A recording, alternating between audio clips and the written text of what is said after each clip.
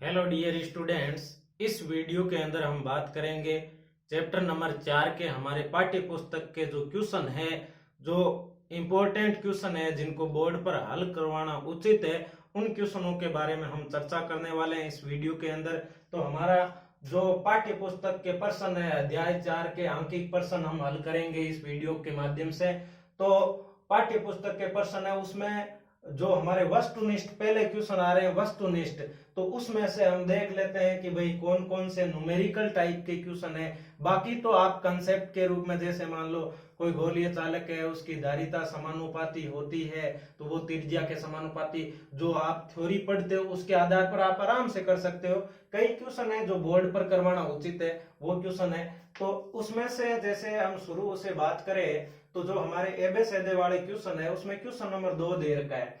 Question number 2 दे रखा है कि दिए गए चित्र में बिंदु ए तथा बी के मध्य तुल्य धारिता का मान क्या होगा। ऐसा कोई भी न्यूमेरिकल एग्जाम के अंदर आ सकता है, या मान लो संधारित्र कम ज्यादा दे रह सके, तो हम क्या लिखेंगे इसका सॉल्यूशन जब हम करेंगे, तो इसका सॉल्यूशन हम करेंगे तो 3 तथा 6 माइक्रोफैराड कौन से क्रम में, श्रेणी क्रम संयोजन में है। क्योंकि संधारित्र 3 माइक्रोफैराड तथा 6 माइक्रोफैराड धारिता वाले जो संधारित्र है, संधारित्र 6 माइक्रोफैराड के संधारित्र है, श्रेणी क्रम संयोजन में है, श्रेणी क्रम संयोजन में है, श्रेणी क्रम संयोजन में है। अतः श्रेणी का सूत्र हम लगाएंगे, इनकी तुल्य धारिता C मान लेते हैं कि इनकी तुल्य धारिता हम C डैश मान लेते हैं, C डैश। तो इस प्रकार C1 C2 बटा C1 1 अपॉन, जैसे हमारा सीरीज का सूत्र होता है 1 बटा CS बराबर 1 बटा C1 प्लस 1 बटा C2। दो के लिए हम सुविधा के लिए ऐसे याद रखते हैं C1 C2 बटा C1 प्लस C2। तो माइक्रोफैराड वैसे कट जाएगा, 3 गुणा 6, आने वाला उत्तर माइक्रोफैराड में चाहिए, और 3 प्लस का ये हो जाएगा 6। तो हमारे पास में कितना हो जाएगा, ये 18, यानी 18 बटा 9 2 माइक्रोफैराड आ जाएगा। कितना माइक्रोफैराड आ जाएगा, 2 माइक्रोफैराड है वो, ये 2 माइक्रोफैराड हो जाएगा। इसी प्रकार 4 माइक्रोफैराड तथा 4 माइक्रोफैराड की तुल्य धारिता की यदि हम बात करें तो वो हमारी C डबल डैश मान लेते हैं। तो वही सीरीज के अंदर दोनों है, तो 4 गुणा 4 बटा 4 प्लस का 4, ये हमारे पास में हो जाएगा 16 बटा 8, यानी 2 माइक्रोफैराड। अब हम लिखेंगे, क्योंकि ये 2 माइक्रोफैराड, क्योंकि C डैश व C डबल डैश समांतर क्रम संयोजन में है। कौन से क्रम में है, समांतर क्रम संयोजन में है, समांतर क्रम संयोजन में है। तो समांतर क्रम संयोजन में है, अतः हम क्या लिख सकते हैं, तुल्य धारिता C A B के मध्य जो तुल्य धारिता है, तुल्य धारिता पूरी आ जाएगी, वो दोनों के योग के बराबर हो जाएगी। CP बराबर होता है C1 प्लस C2। तो इस प्रकार से CAB बराबर C1 की बात करें तो C dash plus C double dash, यानी ये दोनों ही कितने आगे, 2 प्लस 2, और ये आ जाएगा आपके पास में कितना, 4 माइक्रोफैराड। तो ऐसा कोई भी क्वेश्चन आ जाए तो सीरीज के अंदर आपको सूत्र ज्यादा हो तो फिर ये C1 C2 वाला नहीं चलेगा, फिर आपको 1 अपॉन CS बराबर 1 upon C1 plus 1 upon C2 plus 1 upon C3 करके सीरीज वाला निकालो। उसके बाद में दोनों सीरीज का निकाल दिया, फिर जो तुल्य बनेगा तो वो एक यहाँ C डैश होगा, एक C डबल डैश यहाँ होगा, दोनों आपस में कौन से हो जाएंगे, समांतर क्रम में हो जाएंगे, और तो समांतर क्रम वाला सूत्र लगा देंगे। अतः इससे ये पता चलता है कि देखो 3 और 6 था, आने वाला उत्तर 2 हो गया। कहने का मतलब श्रेणी क्रम संयोजन तब इसलिए किया जाता है ताकि धारिता का मान हम कम कर सके। 4 और 4 था तो जब सीरीज में जोड़ा तो जैसे आधा हो गया, यानी 2 हो गया, फिर भी उत्तर कम हो गया। यानी अब देखो ये 2 और 2 समांतर में हम इसलिए जोड़ते हैं ताकि आने वाला उत्तर ज्यादा हो सके। अतः श्रेणी क्रम संयोजन इसलिए किया जाता है ताकि संधारित्रों की धारिता हम कम कर सके, और समांतर क्रम संयोजन इसलिए किया जाता है ताकि हम संधारित्रों की धारिता को, यह था कि भाई गोलीय चालक की जो धारिता है वो किसके समानुपाती होती है, त्रिज्या के समानुपाती होती है। ठीक है, दूसरा क्वेश्चन हमने कर लिया जिसका 4 माइक्रोफेरेड आंसर आया। तीसरा क्वेश्चन कह रहा है संधारित्र की प्लेटों को यदि कोई चालक तार से जोड़ दिया जाए तो क्या होगा, तो वो निरावेशित हो जाएगा, यानी वो लघुपतित हो जाएगा, माइनस प्लस आके मतलब निरावेशित हो जाएंगे। और चौथा क्वेश्चन आपके पास में बहुत ही गजब का क्वेश्चन है, जो 2 नंबर का क्वेश्चन आ सकता है न्यूमेरिकल के तौर पर। क्या कह रहे हैं कि दिए गए चित्र में संयोजित संधारित्रों के लिए बिंदु ए तथा बी के मध्य तुल्य धारिता का मान क्या होगा, सभी 5-5 माइक्रोफेरेड के देर को। ऐसे होने के लिए आप ए से यहां से शुरू कीजिए, ये यहां से पॉइंट है तो ये 1 नंबर पॉइंट है, तो ये यहां से आएगा तो ये भी 1 नंबर हो जाएगा। फिर आगे संधि पर जाइए, ये 2 नंबर है तो ये भी कितना हो जाएगा, 2 नंबर हो जाएगा। उसके बाद में आगे, अब इस संधारित्र को मैं कैसे रिप्लेस कर सकता हूं, इस संधारित्र को ऐसे समझिए, इस परिपथ को आप यहां से पकड़कर खींचिए, यहां से पकड़कर खींचेंगे इस प्रकार से, तो ये संधारित्र ऐसे बनने वाला है, यानी यहां से ये बिंदु ए है, ये सीरीज में ये जो लाइन है वो 5 माइक्रोफेरेड की मैं ऐसे ले जाता हूं, 5 ले जाने के बाद में ये बिंदु 1 यहां कर देता हूं, एक बिंदु यहां कर देता हूं, और इसको थोड़ा सा मैं नीचे की ओर ले जाता हूं, और ये 5 माइक्रोफेरेड इस साइड में कर देता हूं, और इसका पॉइंट नंबर 2 में यहां कर देता हूं, ये पॉइंट नंबर 2। अब ये संधारित्र है 2 और 1 के बीच में जुड़ा हुआ है, थोड़ा सा डायग्राम ऐसे बने तो भी समझ लेना, 5 माइक्रोफेरेड है, वो 2 और 1 के बीच में बना हुआ है, एक ही बात है। उसके बाद में फिर 2 और 1 के बीच में बन गया, फिर यहां पर हम एक पॉइंट 2 नंबर लेते हैं, यहां से 1 नंबर से ये 2 के बीच में यहां हमारा एक पॉइंट है, यहां से 1 और 2 तो एक ही बात है, इसको हमने ऐसे जोड़ दिया, ये भी कितना हो गया, 5 का हो गया, और फिर एक ये 2 और 2 के बीच में जुड़ा हुआ है तो एक ही बात है, तो यहां से ये इस प्रकार से हमने कर दिया, और अब एक ये लास्ट में बच गया, इसको मैंने ऐसे रिप्रेजेंट कर दिया, ये बिंदु बी, यानी सारी जगह 5-5 दिखाने की कोई आवश्यकता नहीं, 5-5 के ही है। यानी इसको आप ऐसे समझिए, ए और एक बार यहां से पकड़ के इसको खींचे तो ये 2 शाखाएं इस साइड में आ जाती है, और ये 2 शाखाएं इस साइड में, और ये एक बीच में रह जाता है, और ये एक साइड में रह जाता है। इस प्रकार से आप परिपथ, इसका तुल्य परिपथ आपने बनाया, तो तुल्य परिपथ जैसे ही बनाया तो ये 5-5 सभी 5-5 के हैं, तो एक व्हाइट स्टोन सेतु हम जैसे ही किरचॉफ लॉ के बाद में पढ़ेंगे, चैप्टर नंबर 6 में व्हाइट स्टोन सेतु आएगा, इस प्रकार का कोई सेतु, और उसमें यदि हम P बटा यहाँ P Q R S भुजाएं होती है, यानी इन भुजाओं का यदि हम अनुपात ले, चाहे प्रतिरोध हो चाहे कैपेसिटर हो, जैसे मान लो 5, ये भी 5 माइक्रोफेरेड का है, ये 5 का है, और ये 5 का है, ये 5 माइक्रोफेरेड का है, उसका मतलब यदि हम यहाँ बटा में ले, जैसे इसका मान और इसका मान बटा में ले, और इन दोनों को बटा में ले, ये अनुपात यदि बराबर आ जाए तो वो एक व्हाइट स्टोन सेतु होता है, और बीच वाले प्रतिरोध में से कोई करंट नहीं जाता है, यानी बीच वाला कोई भी कैपेसिटर वगैरह लगा होता है वो मतलब उसको हम छोड़ देते हैं, उसका कोई रोल नहीं रहता है। वही बात होगी, यहाँ 5/5 भी 1 हो जाएगा, यहाँ 5/5 भी 1 हो जाएगा, यानी ये एक व्हाइट स्टोन सेतु है। यानी व्हाइट स्टोन सेतु की बात करें तो ये एक व्हाइट स्टोन सेतु बन जाता है, और ये बीच वाला जो कैपेसिटर है, यानी ऐसे भुजाओं का ए बी, इसका नाम मैं सी दे देता हूं, इसका नाम डी दे देता हूं, तो ये एक एबीसीडी एक व्हाइट स्टोन सेतु है। तो तुल्य परिपथ में हम जैसे इसका सॉल्यूशन करेंगे, तुल्य परिपथ बना देंगे, तुल्य परिपथ बना के लिखेंगे कि सीडी भुजा में लगा संधारित्र है, सीडी भुजा में लगा संधारित्र है,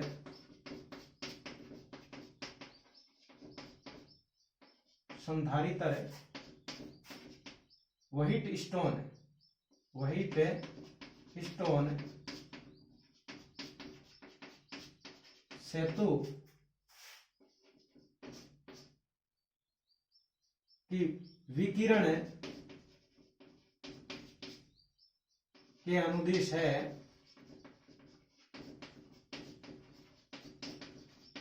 अतः इसका प्रभाव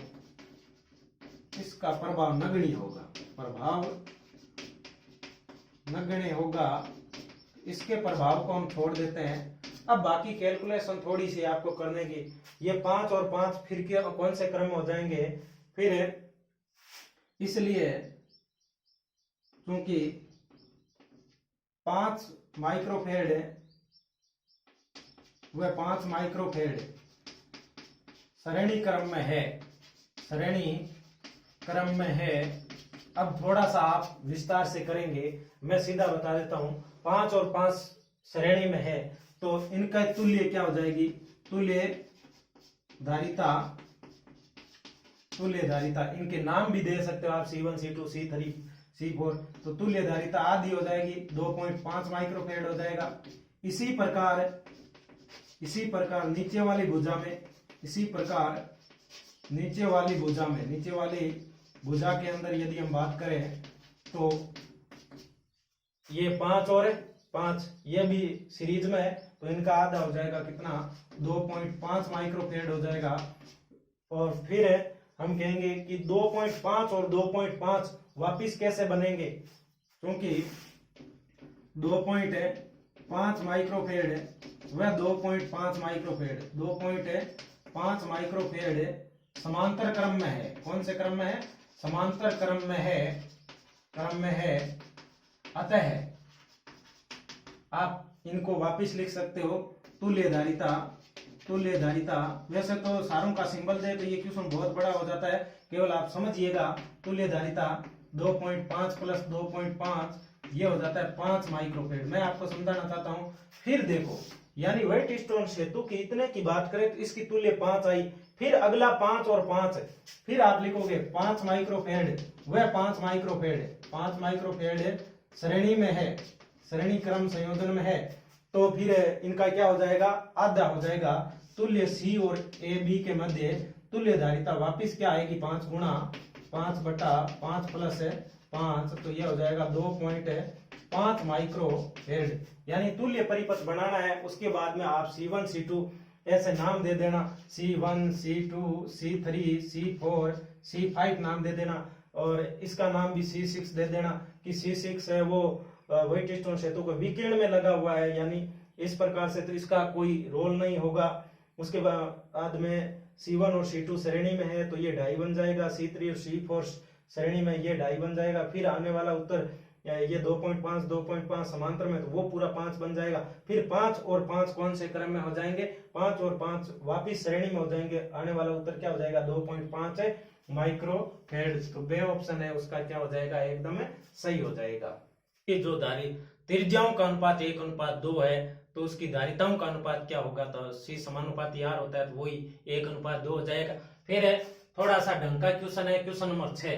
क्या कह रहे हैं कि चित्र के अनुसार एक समांतर प्लेट संधारित्र की प्लेटों के मध्य आधे भाग में किसी परावैद्युत पदार्थ जिसका परावैद्युतांक एप्सिलॉन R है सरकाया जाता है, यानी कोई पट्टिका है एप्सिलॉन R की, वो आधे भाग के अंदर सरकाया जाता है। यदि संधारित्र की प्रारंभिक धारिता C हो तब नवीन धारिता का मान क्या होगा। तो प्रारंभिक धारिता की हम बात करें, इसके यदि हम सॉल्यूशन की बात करें तो देखो प्रारंभिक धारिता, तो प्रारंभिक धारिता मान लो कोई एप्सिलॉन R नहीं लिखा, प्रारंभिक है धारिता, तो प्रारंभिक धारिता C थी और वो कितनी थी, एप्सिलॉन नॉट, टोटल एरिया और बीच की डिस्टेंस D।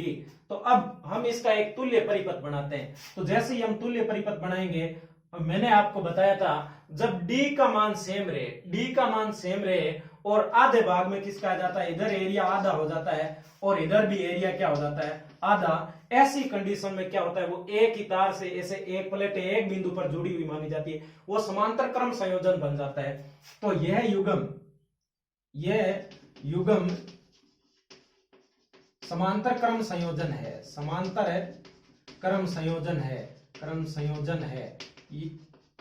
तो समांतर क्रम संयोजन है। तो इसको हम थोड़ा सा ऐसे लिख सकते हैं, ऐसे तोड़ सकते हैं कि ये आधा भाग इधर हो जाएगा और आधा भाग इस साइड में हो जाएगा, यानी ये जो चित्र है ऐसे बन जाएगा। इधर में एरिया A/2 रहेगा, डिस्टेंस कितनी रहेगी, D रहेगी, और एप्सिलॉन नॉट रहेगा, वायु है। और इस साइड की बात करूं तो एरिया तो आधा हो जाएगा, डिस्टेंस डी रहेगी, लेकिन एप्सिलॉन आर का पैरावैद्युतांक पदार्थ भरा है, तो ये समांतर क्रम संयोजन में है, तो तुल्य धारिता, तो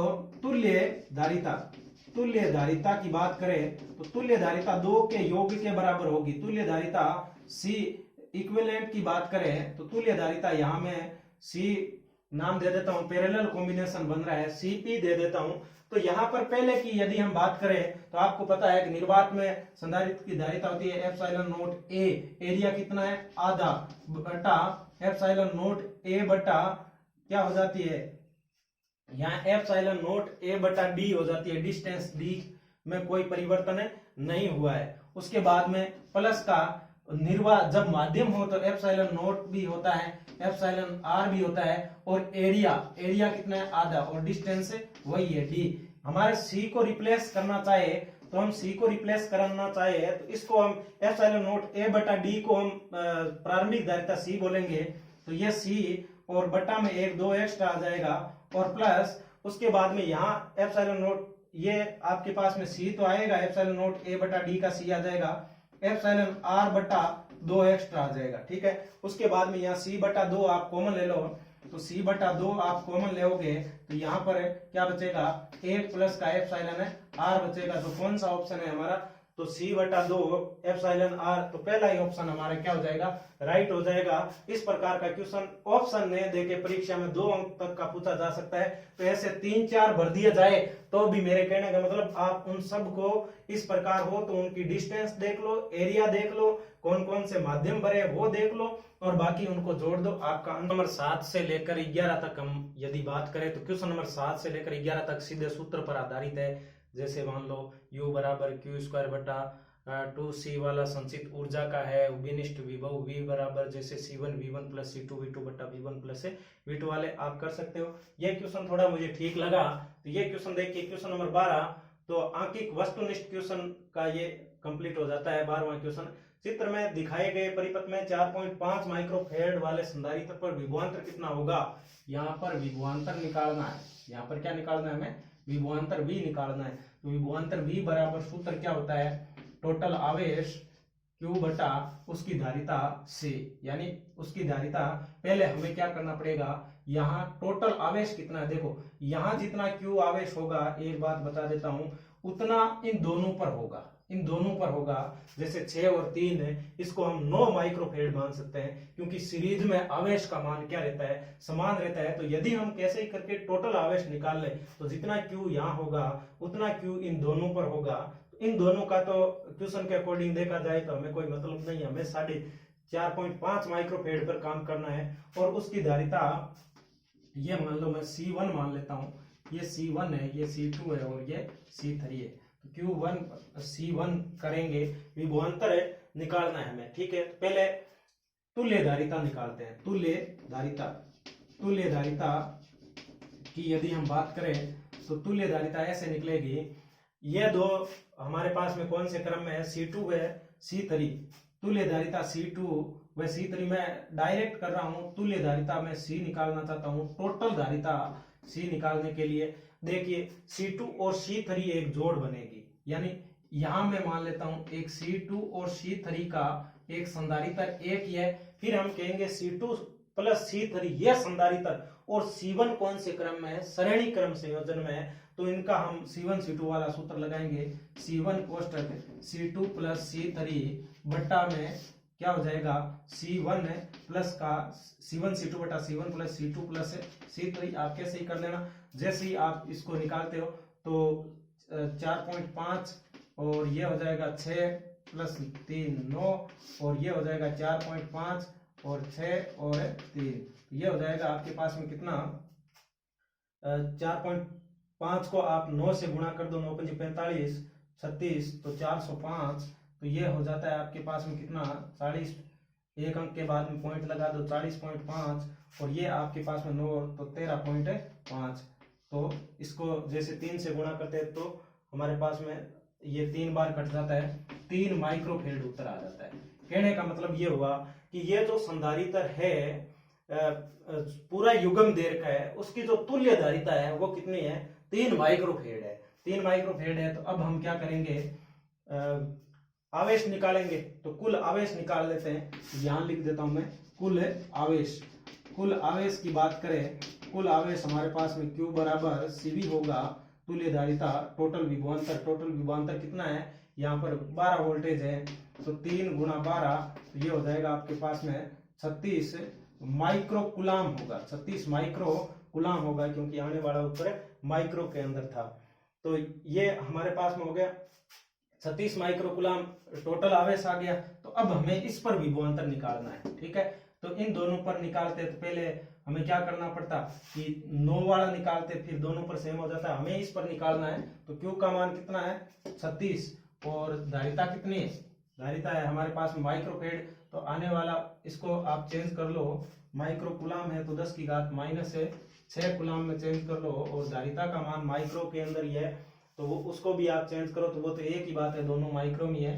तो 4, ये हमारे पास में 4.5 गुणा 10 की घात -6, ये कट जाएगा। उसके बाद में आप 36 के अंदर है 4.5 का भाग लगा देना, आपका उत्तर कितना आ जाएगा, ये कट जाएगा 8 बार कट जाएगा। कितनी बार कटेगा, ये 8 चौक 32 और फिर 4 36, तो ये 8 वोल्टेज आ जाएगा।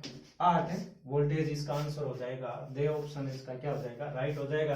करना क्या है, तुल्य धारिता निकालनी है, वो कितनी आएगी 3 माइक्रोफेड आ जाएगी। टोटल आवेश निकाल देना Q बराबर CV से वोल्टेज दे रखा है 36 माइक्रोकुलाम, और उसमें यहाँ का विभव निकालना है, Q बटा C कर देना। तो यहाँ से Q कितना है आपके पास में 4, ये Q आया 36 माइक्रोकुलाम, और इसकी धारिता कितनी है 4.5 है, भाग लगाएंगे